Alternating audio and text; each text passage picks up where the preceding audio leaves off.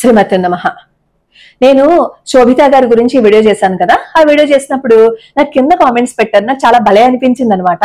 ఈ నంద్యాలలో అమ్మవారి ఆలయం ఉంది. ఆ ఆలయంలో కూడా ఆచారాన్ని సంప్రదాయాలన్నీ పాటించకపోతే ఆయన ఊరుకోరండి.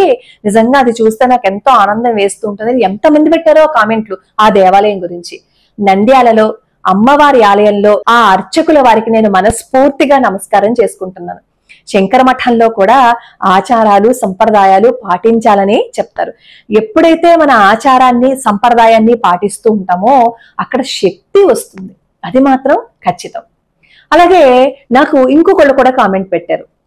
మీరు శోభిత గారి గురించి చెప్పారు, బాగుందండి. మరి మొన్న కోటి దీపోత్సవం జరిగింది కదా, ఎంతమంది అక్కడికి వచ్చి ఉంటారు, ఎంతమంది జుట్టు విరబోసుకొని వచ్చారు. అలానే వరలక్ష్మి వ్రతం రోజున పూజ చేయిస్తున్నప్పుడు ఆడవాళ్లు జుట్టు విరబోసుకునే కదా పూజ చేశారు. అక్కడ యాంకర్లు పాటలు పాడడానికి వచ్చిన వాళ్ళందరూ కూడా జుట్టు విరబోసుకునే వచ్చారు కదా. కనీసం అక్కడ పూజ చేయించే వాళ్ళు గాని ప్రవచనకర్తలు గాని జుట్టు విరబోసుకోకూడదమ్మా, అందులోనూ లక్ష్మీ పూజ చేసుకుంటున్నావు, నువ్వు ముడి పెట్టుకోవాలి అని చెప్తే వాళ్ళు ముడి పెట్టుకోరా, మరి దాని గురించి మీరు ఎందుకు మాట్లాడలేదు అని అడిగారు. నాకు నిజమే కదా అని అనిపించింది. ఈ భక్తి కోసం ఏవైతే కార్యక్రమాలు చేస్తున్నారో, ఏవైతే పూజలు చేయించాలి అని అనుకుంటున్నారో, ఏదైతే సామాజిక మాధ్యమంలో ఈ పూజా కార్యక్రమాలను చూపిస్తున్నారో, అప్పుడు ఆడవాళ్ళు జుట్టు విరబోసుకుని వచ్చారు అని అనుకోండి, ముడి పెట్టుకోమని చెప్పి ఆ అర్చకులు గాని ఆ ప్రవచనకారులు గాని చెప్పండి. మన సంప్రదాయాన్ని మన ఆచారాన్ని మనం చెప్పకపోతే ఎలాగా?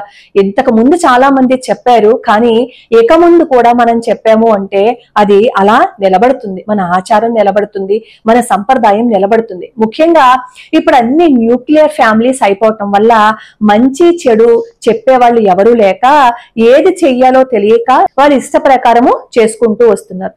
మనం మంచి చెప్తే ఖచ్చితంగా వాళ్ళు పాటిస్తారు. మీ పూజా కార్యక్రమాలు చేసేటప్పుడు గాని, మీరు భక్తికి సంబంధించిన ఏవైనా కార్యక్రమాలు చేసేటప్పుడు గాని మన ఆచారాలు పాటించమని చెప్పండి. 1-2 నిమిషాల సమయం వ్యర్థం అవుతుంది అంతే కదా. కానీ అలా చెప్పటం వల్ల ఎంత ఉపయోగం ఉంది అనేది తర్వాత మనకే కదా అర్థం అవుతుంది. ఇది నేనేమి ఎవరినో ఎగతాళి చెయ్యాలని గాని వేలు పెట్టి చూపించాలని గాని చెప్పటం లేదు. మన సంప్రదాయాన్ని మనం కాపాడుకోవాలి అంటే ఇప్పుడు ఒక చక్కటి వేదిక సామాజిక మాధ్యమం. సామాజిక మాధ్యమం ద్వారా మనం ఏం చెప్పినా సరే వింటారు. ముఖ్యంగా మంచి చెప్తే వింటారు.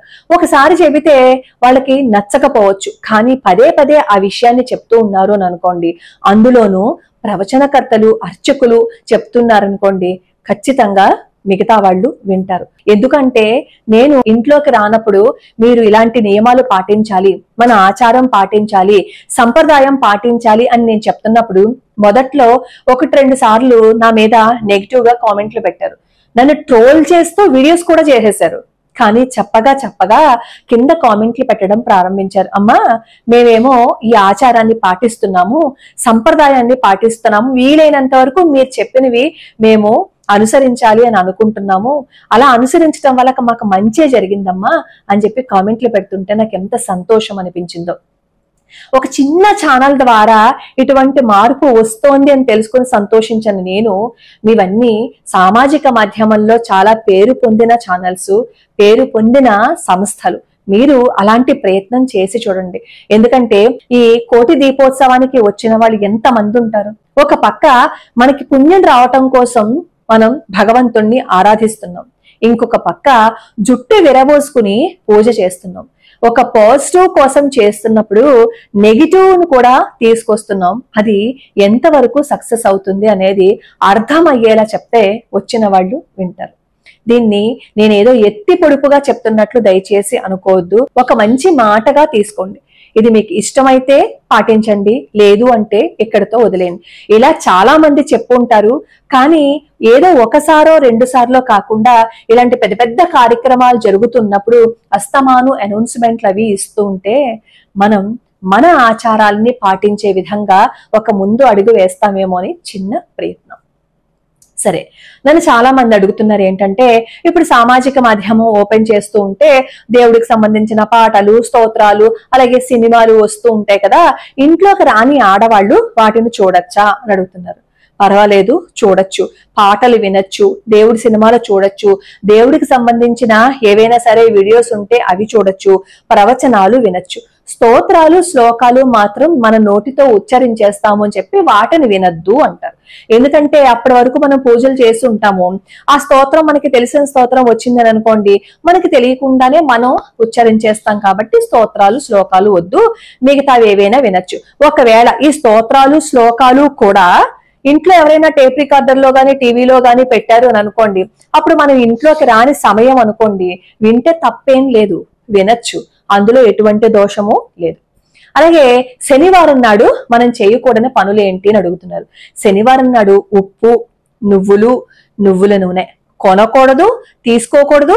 అలాగే ఈ 3 ఎవరైనా సరే మనం చేతికిస్తే చేతికి తీసుకోవద్దు అని చెప్పి చెప్తారు. కొన్ని చోట్ల ఇలాంటి నియమాలని పాటించరు.